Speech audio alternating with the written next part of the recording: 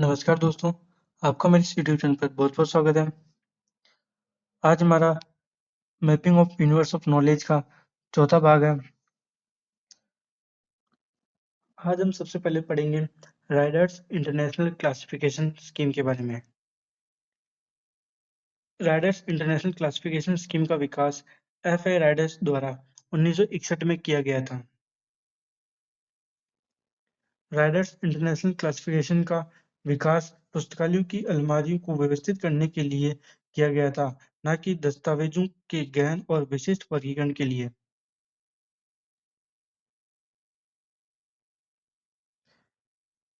इस वर्गीकरण पद्धति में नोटेशन के लिए रोमन कैपिटल अल्फाबेट्स का प्रयोग किया गया है।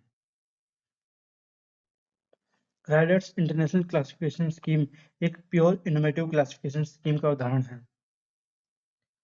राइडर्स इंटरनेशनल क्लासिफिकेशन का पूरा नाम Riders International Classification for the arrangement of the books on the shelfs of general libraries, ये इसका पूरा नाम है। जो राइडर्स इंटरनेशनल क्लासिफिकेशन स्कीम के विकासकर्ता थे, यानी एफ.ए. राइडर, ये मेलविल डेवी के स्टूडेंट थे। एफ.ए. राइडर का पूरा नाम फ्रीमोंट ए. राइडर है। राइडर्स इंटरनेशनल क्लासिफिकेशन स्कीम में 26 मेन क्लासेज हैं। इसकी पहली मेन क्लास है ए, इसमें जर्नल वर्क्स को रखा गया है।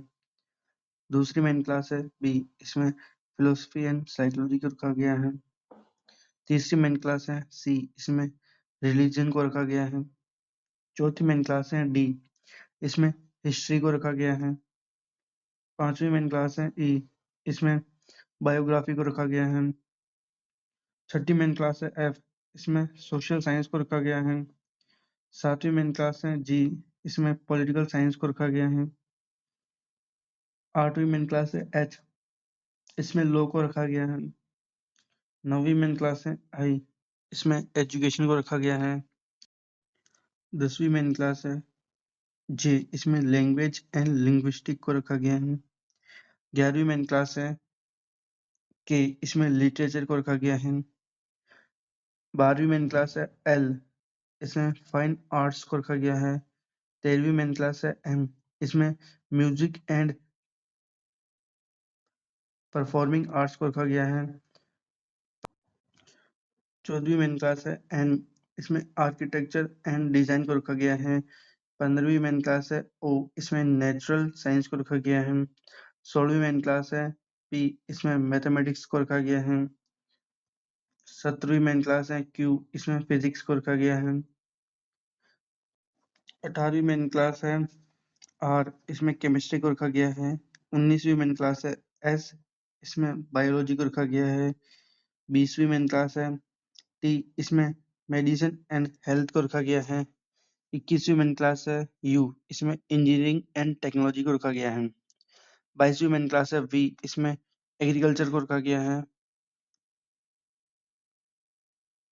23वीं मेन क्लास है डब्ल्यू, इसमें कॉमर्स एंड इकोनॉमिक्स को रखा गया है। 24वीं मेन क्लास है एक्स, इसमें इंडस्ट्री एंड मैन्युफैक्चरिंग को रखा गया है। 25वीं मेन क्लास है वाई, इसमें मिलिट्री एंड नेवल साइंस को रखा गया है। और 26वीं मेन क्लास है जेड, इसमें बिब्लियोग्राफी एंड साइंस को रखा गया है।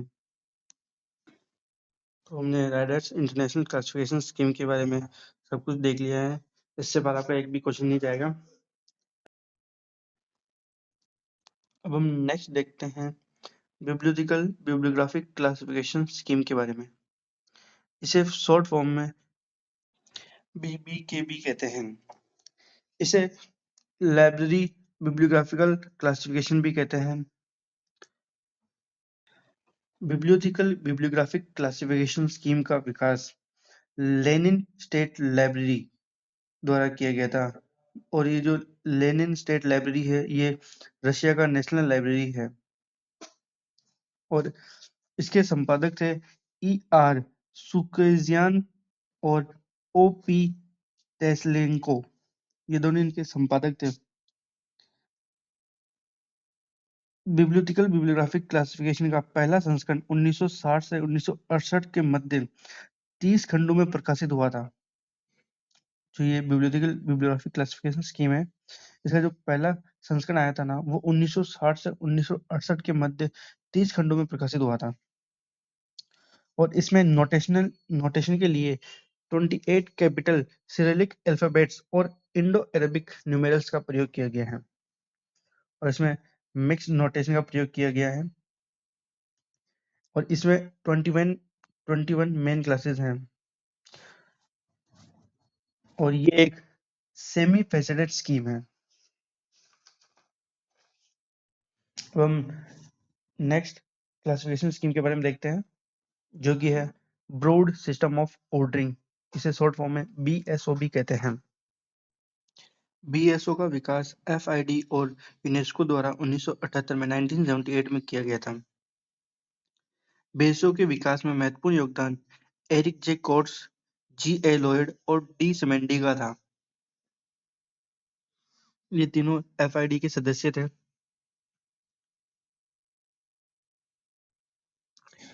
और जो BSO है, ये फेसेटेड वर्गीकरण पद्धति का उदाहरण है। इसमें डिकागोटोमी का प्रयोग किया गया है। BSO दो रूप में कार्य करती है। पहला तो ये वर्गीकरण प्रणाली के रूप में कार्य करती है, और दूसरा ये स्विचिंग लैंग्वेज के रूप में भी कार्य करती है। BSO को 102 पेजेस की अनुसूची और इंडेक्स में प्रलेखित किया गया था, जो कि इंग्लिश और फ्रेंच भाषा में उपलब्ध है। BSO को यूनिसिस्ट कार्यक्रम के भाग के रूप में विकसित किया गया था।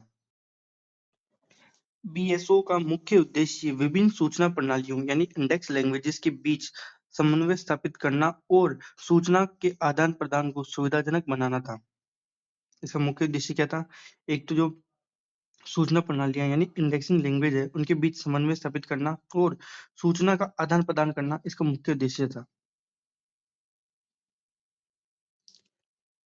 BSO का विकास रूफ क्लासिफिकेशन स्कीम के रूप में हुआ था। ये इनका क्लासिफिकेशन जितनी पद्धतियां थी, उनके छत के रूप में इसका विकास किया गया था। अब हम इसकी मेन क्लास देख लेते हैं। सारी मेन क्लास तो हम यहाँ नहीं देखेंगे, जो इसकी मेन है वो देखेंगे सिर्फ। पहला ग्रुप है 122 से लेकर 188 तक। इसमें applied subjects, logics, math, research methodology को रखा गया है। दूसरा है 200 से लेकर 340 तक। इसमें फिजिकल एंड बायो साइंस को रखा गया है। तीसरा है 359 से 420 तक। इसमें application of the life sciences को रखा गया है। चौथा है 410 से लेकर 480 तक।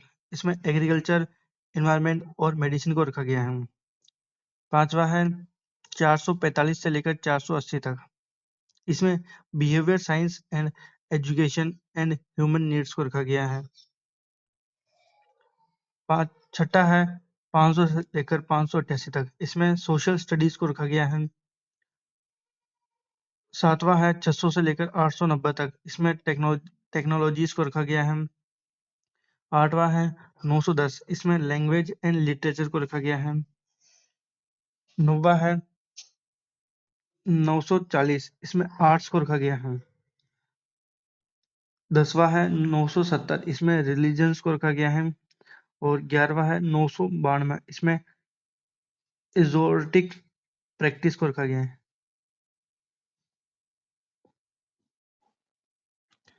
तो आज हमने 3 क्लासिफिकेशन स्कीम्स के बारे में पढ़ा। पहला राइडर्स इंटरनेशनल क्लासिफिकेशन स्कीम, दूसरा है बिब्लियोग्राफिक क्लासिफिकेशन स्कीम, और तीसरा है ब्रॉड सिस्टम ऑफ ऑर्डरिंग। हमने इन तीनों के बारे में बहुत डीप से पढ़ा है। इससे बाहर एक भी क्वेश्चन नहीं जाएगा। आप इनकी मेन क्लास को बस 1-2 बार देख लेना। वो ज्यादा एग्जाम में पूछी नहीं जाती, कभी पूछी भी नहीं गई और शायद पूछी भी नहीं जाएगी। आज हमारा topic mapping of universe of knowledge यही समाप्त होता है। अब हम नेक्स्ट क्लास में नेक्स्ट टॉपिक पढ़ेंगे। आप इस वीडियो को लाइक करना, चैनल को सब्सक्राइब करना मत भूलना, और अपने दोस्तों को ये वीडियो जरूर शेयर करना। तो फिर मिलते हैं नेक्स्ट क्लास में नेक्स्ट टॉपिक के साथ। जब तक के लिए धन्यवाद।